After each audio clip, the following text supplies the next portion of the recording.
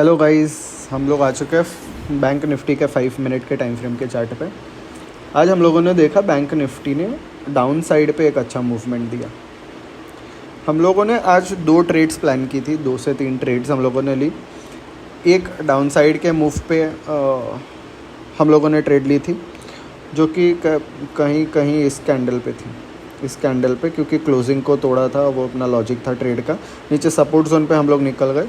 इस कैंडल पे हम लोगों ने एक ट्रेड प्लान की थी, ये हो गई हमारी फर्स्ट ट्रेड। सेकंड ट्रेड जो हम लोगों ने प्लान की थी वो ये हैमर कैंडल पे थी। हैमर कैंडल बहुत ज़्यादा अच्छे से काम करता है, लेकिन बहुत छोटा टारगेट हम लोगों को इसने दिया। इस सपोर्ट जोन का प्रीवियस क्लोजिंग प्राइस का हम लोगों ने टारगेट रखा था। हम लोगों को पता था कि मार्केट बेरिश होने वाला है, ठीक है। उसके बाद हम लोग ट्रेड्स नहीं ले पाए क्योंकि कॉलेज जाना था, इसकी वजह से हम लोग दूसरी ट्रेड्स ले नहीं पाए। लेकिन मार्केट ने बहुत अच्छे से अपने क्लोजिंग के लेवल को रिस्पेक्ट करके एक डाउन साइड का बेरिश मूव दिया, ठीक है। तो ये ओवरऑल हमारे आज की ट्रेड। अब ट्रेड का लॉजिक क्या था? 2 ट्रेड्स जो हम लोगों ने ली उसका लॉजिक था, एक तो शॉर्ट पोजीशन हम लोगों ने कहीं इधर बिल्डअप की। सबसे पहला लॉजिक ये ट्रेड लेने का सबसे पहला लॉजिक क्या था? सबसे पहले तो आपकी ये ट्रेंड लाइन है। मार्केट ने 2 बार इस ट्रेंड लाइन से सपोर्ट लिया, इस ट्रेंड लाइन से रिजेक्शन फेस किया था। ये फर्स्ट टाइम, एक बार, दूसरी बार, और ये तीसरी बार हमको पता था कि जैसे ये क्लोजिंग को तोड़ेगा हम लोगों को एक अच्छा मूव मिल सकता है, जो कि हम लोगों को अच्छा मिला। तकरीबन 1:2 जैसा प्रॉफिट करके हम लोग इस ट्रेड से निकल गए। जैसे ही ये हैमर कैंडल बनी, हम लोगों ने एक और ट्रेड प्लान किया ऊपर की साइड का, एक छोटे से मूव के लिए अपने वो सपोर्ट जोन तक, क्लोजिंग प्राइस तक, और एग्जैक्ट उस प्राइस तक ये आके मार्केट ने नीचे की साइड का मूव दिया, ठीक है। सो मार्केट की पैटर्न्स को अगर आप नोटिस करते रहोगे और बार बार अगर आपने नोटिस किया, जैसे मैं भी एक बिगिनर ट्रेडर हूँ, बहुत लॉसेस मैंने भी किए, और लॉसेस में ही अभी फ़िलहाल हम लोग हैं, और लॉसेस से ही हम लोग सीखते हैं, और मैं सीख रहा हूँ रोज़, ठीक है। अलग अलग सपोर्ट, रेजिस्टेंस, कौन सा सपोर्ट काम करेगा, कौन सा रेजिस्टेंस काम करेगा, कौन सा सपोर्ट काम नहीं कर सकता, ठीक है। ये सारी चीज़ें हम लोग सीखते हैं, लेकिन वो लाइव मार्केट्स में सीखते हो, ठीक है। 1-2 हज़ार का लॉस दिखाएगा और आप निकल जाते हो, मतलब आप अभी भी फियर कर रहे हो मार्केट से, आप फियरफुल ट्रेडर हो, फिर प्रॉपर ट्रेडिंग आपको नहीं आई। अगर आपका लॉस 1,000-2,000 हो जाए फिर भी आपको डर ना लगे और आप ट्रेड से ना निकल जाओ, तो अब समझना कि आप एक सक्सेसफुल ट्रेडर बन चुके हो, ठीक है। अब मार्केट ने जो मूव दिया, इस मूव को हम लोग कैप्चर कर सकते थे। एक ये वाला मूव जो है, ये वाला मूव, इस मूव को कैप्चर कर सकते थे, जो कि स्ट्रैटेजी है 5 EMA स्ट्रैटेजी वाला।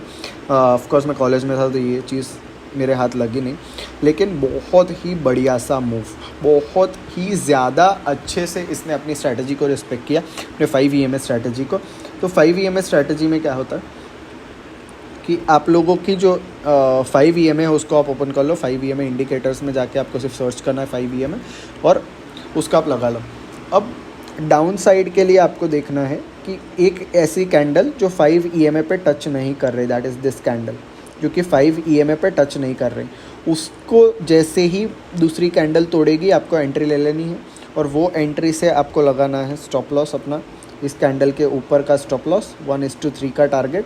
और 1:3 में भी अगर आपको एक्सपीरियंस अच्छा खासा है तो आप चलते रहो, क्योंकि इधर में तो इसने एक सीधा मूव दिया। आप इस नेक्स्ट सपोर्ट तक का भी टारगेट ले सकते थे प्राइस एक्शन के हिसाब से, लेकिन अगर आपको वो भी नहीं चाहिए, अगर आप और ज़्यादा अच्छे और ज़्यादा प्रोफेशनल ट्रेडर हो चुके हो, तो आपको तकरीबन 250 पॉइंट्स के आसपास का मूव मिल सकता था, जो कि अपने नेक्स्ट सपोर्ट पे, ठीक है।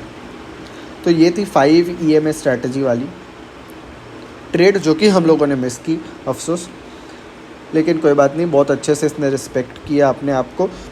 कल की क्लोजिंग प्राइस पे आया, क्लोजिंग प्राइस ध्यान रखना, क्लोजिंग प्राइस बहुत ज़्यादा इंपॉर्टेंट, सपोर्ट या रेजिस्टेंस का काम करेगा।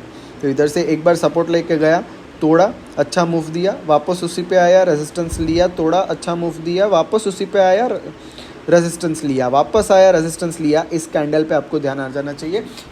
अब अगर आप यूज़ नहीं भी कर रहे 5 EMA टाइम फ्रेम, तब भी आपको पता होना चाहिए कि ये जो कैंडल है बेरिश कैंडल सा हो सकता है। नेक्स्ट कैंडल उसने तोड़ा और आप तुरंत नीचे की साइड पे आपके मूव के लिए चले गए, ठीक है। अच्छा खासा मूव आपको इसमें मिल सकता है, और आपको इसमें मिला। ठीक है, तो यही था आज की ट्रेड्स का लॉजिक।